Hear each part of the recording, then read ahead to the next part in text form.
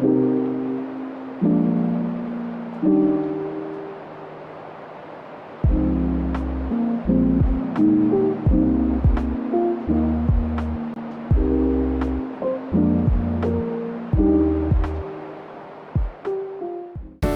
teman-teman semua, perkenalkan nama saya Tessa Christine Sitorus dari kelas PSB 23C dengan NIM 4233220008. Nah, kali ini saya akan menjelaskan mengenai materi Achatina fulica atau bekicot.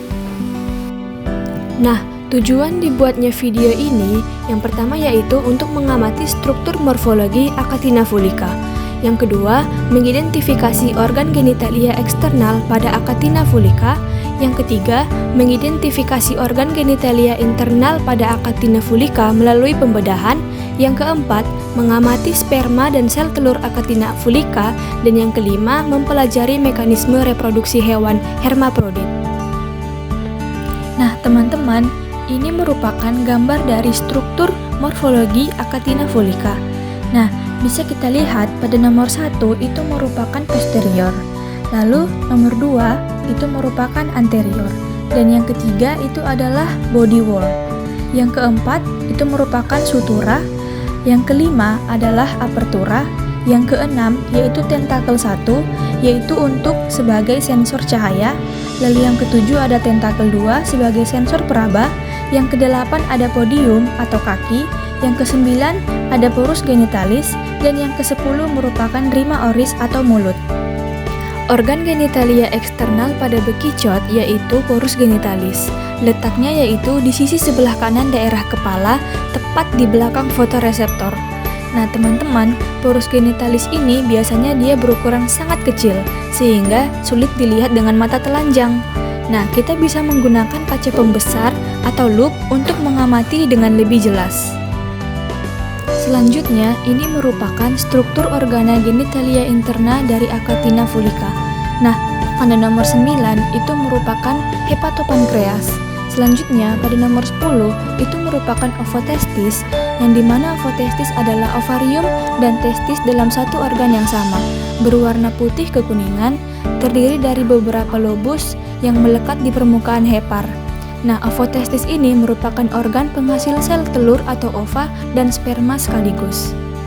Pada nomor 11 itu merupakan ductus hermaphroditicus. Nah, ductus hermaphroditicus ini merupakan saluran yang keluar dari ovotestis, bentuknya berkelok-kelok spiral, berwarna kekuningan, terkadang juga coklat sangat muda. Nah, di dalam ductus hermaphroditicus ini, sel telur dan sperma masih tercampur, namun selanjutnya sel telur dan sperma memisahkan diri. Bagian ujung dari ductus ini berlanjut menjadi dua saluran, masing-masing yaitu satu saluran menuju ke glandula albuminosa yang berlanjut ke ovidak, dan satu saluran lagi sebagai epididymis. Sel telur akan masuk ke saluran ovidak, sedangkan sperma akan masuk ke dalam saluran epididymis.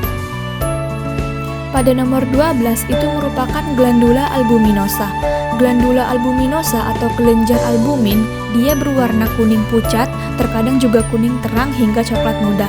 Nah, ukuran kecil pada saat tidak reproduksi dan menjadi sangat besar jika sedang gravid atau masa bertelur. Nah, glandula albuminosa ini berfungsi memberikan lapisan albumin atau putih telur pada tiap butir ovum yang akan masuk ke ovidak. Selanjutnya, pada nomor 13 itu merupakan ductus spermaticus atau epididymis. Nah, ini merupakan saluran sperma saja, bentuknya yang berkelok-kelok padat. Itu dia melanjutkan diri menjadi saluran yang lurus, yaitu vas deferens dan bermuara di atrium genital. Nomor 14 merupakan vas deferens dan nomor 15 yaitu ovidak.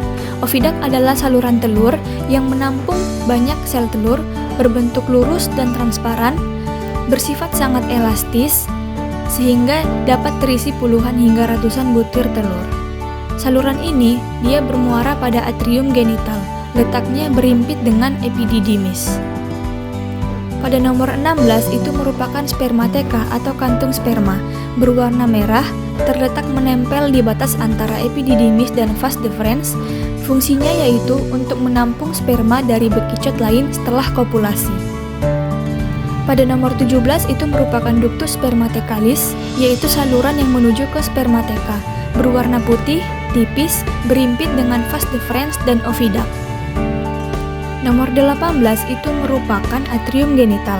Atrium genital ini merupakan ruang muara bersama dari oviduct dan ductus spermatekalis yang di dekat porus genitalis. Bagian ujung atrium genital itu terbuat dari otot tebal yang berfungsi sebagai penis yang dapat bersifat retraktil. Pada nomor 19 itu merupakan musculus retractor penis yang berfungsi sebagai menarik penis. Lalu yang nomor 20 itu merupakan penis berwarna kekuningan, itu merupakan alat kopulasi yang tersusun dari otot yang berfungsi dengan cara seperti membuka kaos kaki. Secara morfologi, hewan hermaprodit ini sulit dibedakan antara jantan dan betinanya. Tiap individu Achatina fulica mampu memproduksi ova dan sperma sekaligus. Sperma dari tubuh bekicot tidak dapat membuahi sel telur yang berasal dari tubuh individu yang sama. Nah, oleh karena itu, untuk membuahi telur diperlukan adanya aktivitas kopulasi guna mempertukarkan sperma dengan bekicot lain. Sekian materi mengenai Achatina fulica yang dapat saya sampaikan. Semoga teman-teman semua dapat memahaminya dan terima kasih. Sampai jumpa.